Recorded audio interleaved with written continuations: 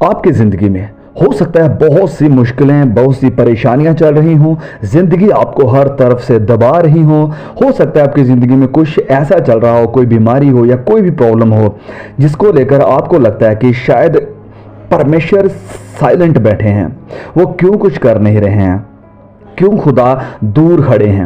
अगर आपकी ज़िंदगी में ये सब कुछ चल रहा है और इन चीज़ों का आप अनुभव कर रहे हैं, तो मैं यहाँ पर आपको बताना चाहता हूँ 3 कारण कि क्यों खुदा आपकी ज़िंदगी में साइलेंट है।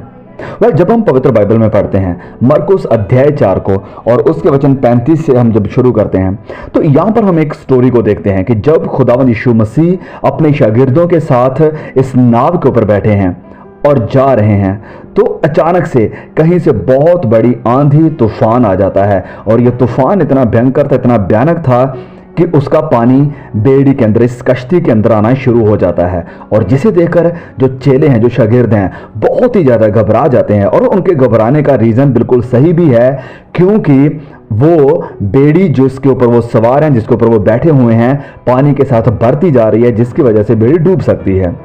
तो इन सब चीज़ों को देखकर वह खुदावंद यीशु मसीह के पास आते हैं। तो यहाँ पर मैं बताना चाहूँगा सबसे पहला कारण कि God is silent to get our attention. खुदा कई बार साइलेंट रहते हैं, कुछ नहीं करते हैं ताकि हमारी अटेंशन को, ताकि वो हमारा ध्यान उसकी तरफ खींच सकें। जब हम वचन 38 में पढ़ते हैं इसी के मरकुस अध्याय 4 वचन 38 को, तो यहाँ पर हम देखते हैं कि प्रभु यीशु जो कि इसी बेड़ी में, इसी कश्ती में सवार हैं, वो पिछली गद्दी के ऊपर बैठे हुए हैं, सो रहे थे। और चेले उन्हें जाकर जगाते हैं और कहते हैं कि गुरु, क्या तुझे चिंता नहीं कि हम नष्ट हुए जाते हैं? तो चेले हो सकता है सबसे पहले बैठे हो वहाँ पर, अपनी बातें कर रहे हो, इधर उधर की बातें कर रहे हो कि प्रभु यीशु ने आज क्या किया, या समुद्र को देखकर कि हम भी पहले यहाँ आया करते थे, मछलियाँ पकड़ा करते थे, लेकिन आज देखो हम प्रभु यीशु के साथ घूम रहे हैं। तो जब ये सब कुछ चल रहा है, तो जब आंधी आती है, तो ये आंधी आकर इन्हें इतना हिला देती है कि इन्हें ज़रूरत पड़ती है प्रभु यीशु मसीह के पास जाने की। और फिर ये सारी बातें छोड़कर, अपनी इधर उधर की चिंताएं छोड़कर, अपने ध्यान इधर उधर से छोड़कर, उनका ध्यान, उनकी अटेंशन प्रभु यीशु मसीह की तरफ जाती है और उसकी तरफ भागते हैं। इसी तरह से कई बार हम भी जब परेशान होते हैं, ज़िंदगी की चिंताओं से घिर जाते हैं, कई बार जब बीमारियों का, किसी भी तरह की प्रॉब्लम का सामना करते हैं, तो हमें ज़रूरत पड़ती है कि हम चर्च में जाएं, पास्टर्स के पास जाएं, उन्हें कहें कि हमारे लिए प्रार्थना करो। हम खुद भी प्रार्थना करना शुरू कर देते हैं। जब ज़िंदगी बहुत टाइट कर देती है हमें, तो हम और ज़्यादा प्रार्थना में बढ़ते हैं, हम वचनों को पढ़ना शुरू कर देते हैं।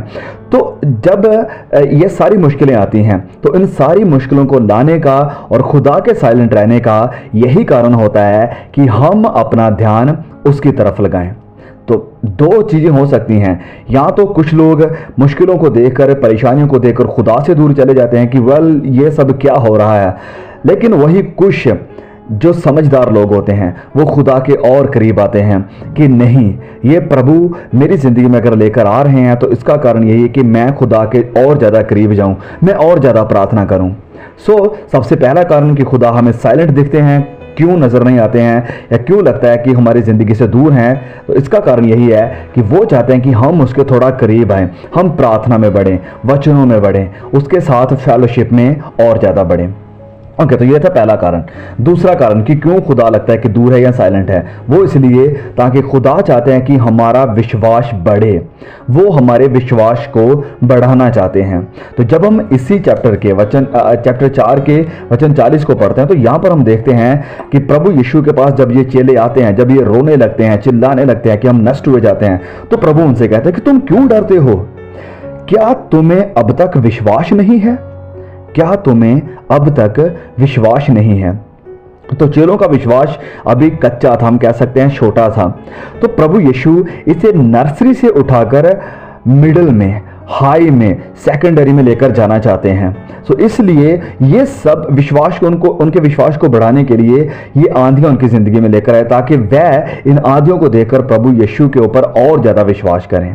इसी तरह से हमारा विश्वास हो सकता है ग्राउंड लेवल का हो, तो प्रभु चाहते हैं कि मैं इसे और हाई लेवल पर लेकर जाना चाहता हूं। और विश्वास को बढ़ाने के लिए अगर हमारी ज़िंदगी में कोई परीक्षा नहीं है, कोई परख नहीं है, किसी भी तरह के कोई भी ऐसे हिलाव जुलाव नहीं है, कोई उतार चढ़ाव नहीं है, तो कभी भी पता नहीं चलेगा कि हमारा विश्वास कहाँ पर है या कौन से लेवल पर है।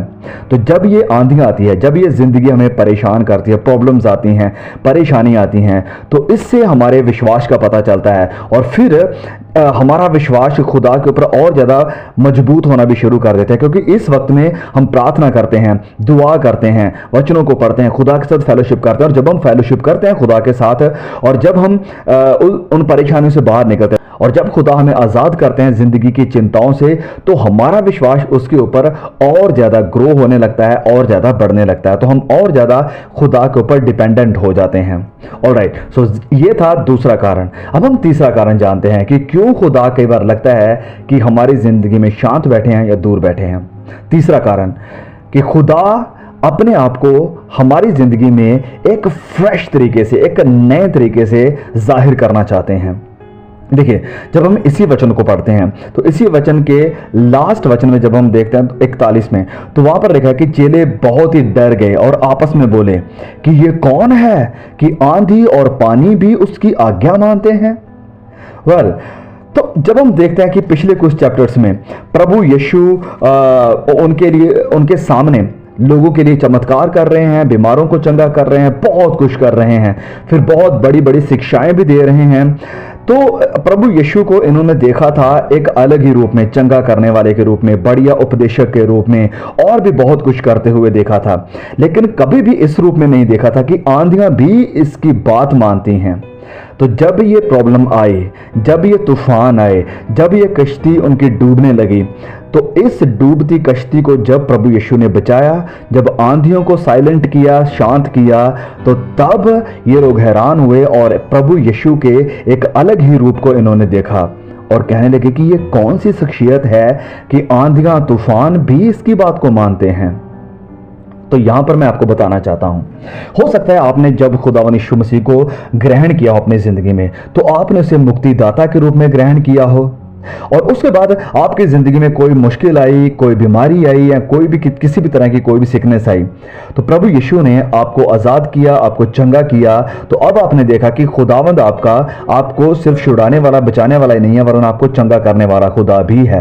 और फिर आपकी ज़िंदगी में कई ऐसे हालात चल रहे थे कि लगता था कि कुछ भी आपके पास नहीं है, खाने के लिए कुछ नहीं है, घर की ज़रूरतों को पूरा करने के लिए कुछ नहीं है, लेकिन खुदा ने कहीं से इंतज़ाम किया और आपकी ज़रूरतों को पूरा किया और आपने देखा कि खुदा आपको प्रोवाइड करने वाले हैं, आपके प्रोवाइडर भी हैं।